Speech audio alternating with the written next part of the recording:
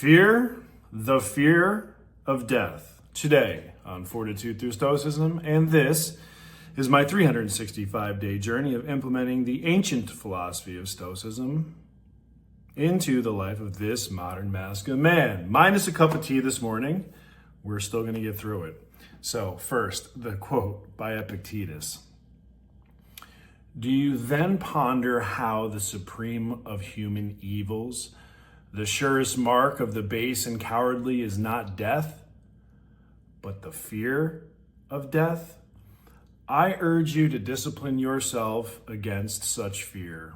Direct your thinking, exercises, and reading this way, and you will know the only path to human freedom. Oh man, death. The moment we're born, we start to die, right? So there are some quotes in here and some examples of Stoicism and death.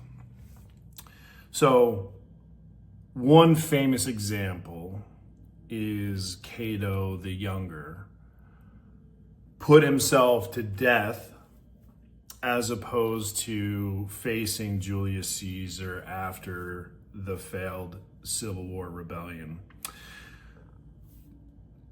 So in Plato's Phaedo, I got that right, Plato's Phaedo, Plato writes, "It is the child within us that trembles before death." Death is scary because it's such an unknown. No one can come back and tell us what it's like, or at least, any credible information. There's other examples of Florida Scott Maxwell's Stoic diary during her terminal illness. She said, "The measure of my days is one." And then when Seneca was being put to death and his family was petitioning for his freedom, he said, "Where?"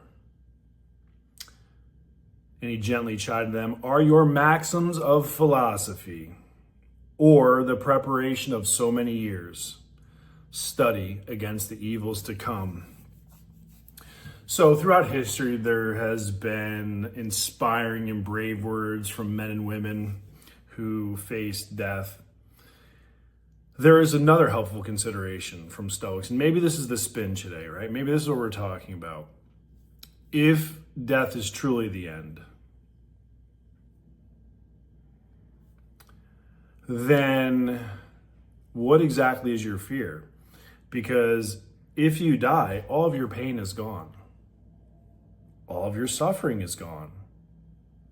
Fear essentially is gone. It's the end of suffering. It's the most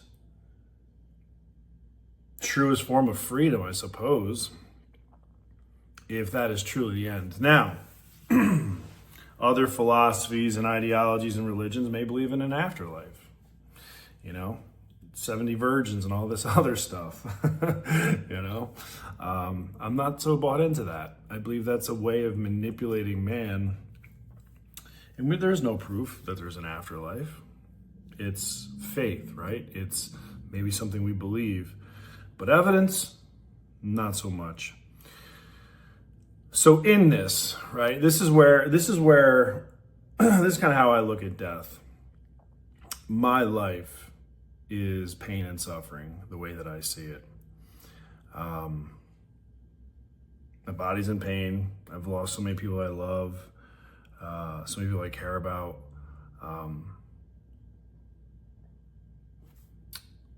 So death for me is an end to suffering.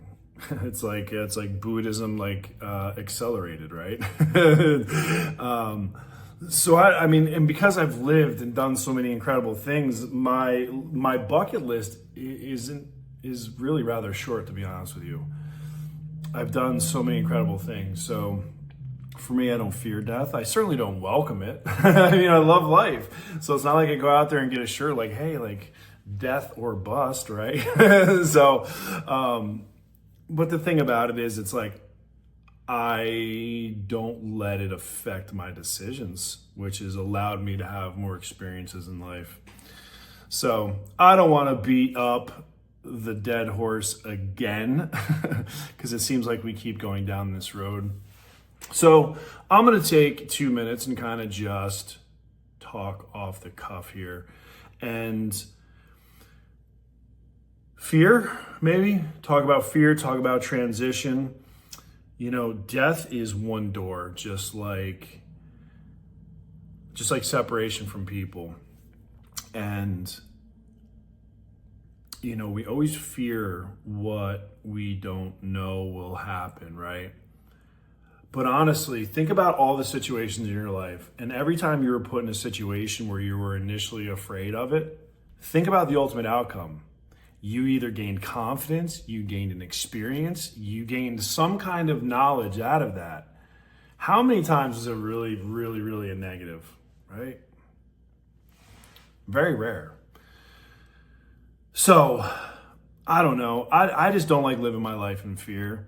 And that's why I really don't think about death, because it's like one of those things, like, I know it's going to happen. I am prepared for it. You know, I've put all the things in place. Like, I don't ignore it. I've prepared for it. I don't welcome it, but I'm also not afraid of it.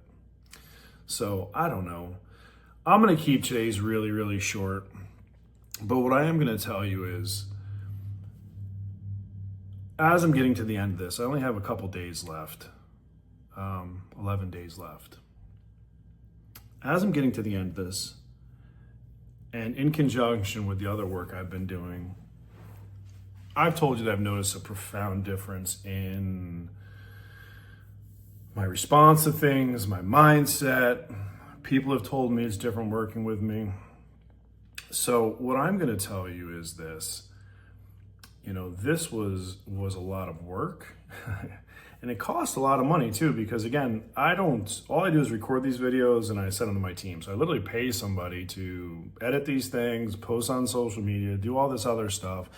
And again, I'm doing that to hold myself accountable, because I do go back and watch these videos. So this has been an expense to me for the last year. It has forced me to, you know, shift resources away from other parts of my business and on this particular project. So if you're thinking about investing in yourself, it is always worth it. The cost, whatever it may be, if you're looking at coaching, if you're spending money on a system for yourself, a process. For me, I just hired my third virtual assistant on my team to delegate more of my bookkeeping and accounting stuff to. You will never regret offloading these things to someone else and then focusing on your best self and designing your life by design. I'm telling you this because I've done the work consistently now. I've proven that it works. It's hard, and that's why a lot of people don't do it. But if you're thinking about doing a Stoic journey or any other type of consistent character development, all I can tell you is do it. Do it. It'll literally change every single moment of every single day of your life. The way you respond to things, the way you think about things, your emotional state. Again, like I told you, I track my stress levels, and again, my spikes when I'm sleeping or when I'm having sex. Other than that, I don't really have stress anymore because I've been able to control my emotional response to things. So I don't fear the fear of death. I don't fear the fear of fear. I have no fear.